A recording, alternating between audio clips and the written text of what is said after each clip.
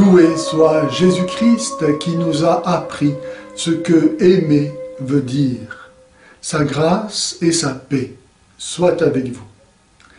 Monsieur Arnaud Dumouche, professeur de religion en Belgique, enseigne que l'Église propose aux personnes mariées, abandonnées par leur conjoint sans faute de leur part et qui se sont remariées civilement, de continuer à vivre leur adultère sous le couvert d'une pseudo-humilité ou spiritualité dite du publicain. Le publicain de la parabole, se tenant au fond du temple par humilité, se frappait la poitrine de componction et fut finalement justifié par Dieu.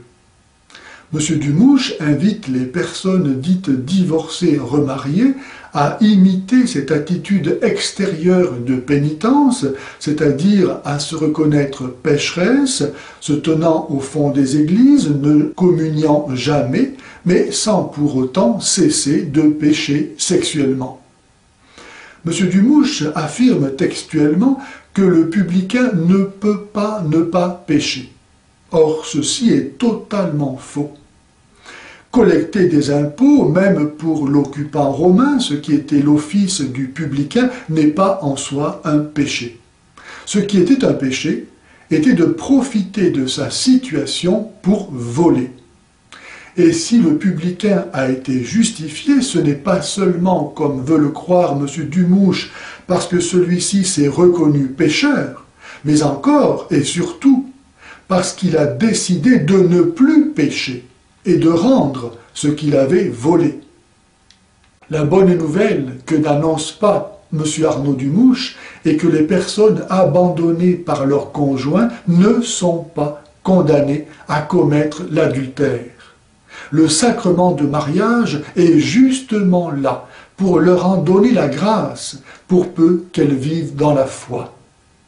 M. Arnaud Dumouche, accommodant péché et sainteté, enseigne la voie large et spacieuse qui conduit à la perdition. D'ailleurs, on ne voit pas comment la fidélité pourrait être glorifiée et la miséricorde s'exercer en faveur d'un conjoint infidèle revenant demander pardon et trouvant le lit conjugal occupé par un remariage. Bref, si la fidélité conjugale est capitale aussi bien pour le salut des époux que pour celui de la société qui en dépend directement, il n'y a rien d'étonnant à ce que la doctrine irréformable de l'Église sur l'indissolubilité du mariage, pour laquelle saint Jean-Baptiste a donné sa vie, soit l'objet d'attaques incessantes et même jusqu'au sein des paroisses.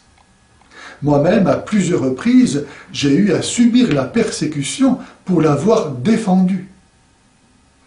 Une nouvelle fois, j'avertis M. Arnaud Dumouche du devoir moral pesant sur lui de réparer le péché de scandale causé par son enseignement.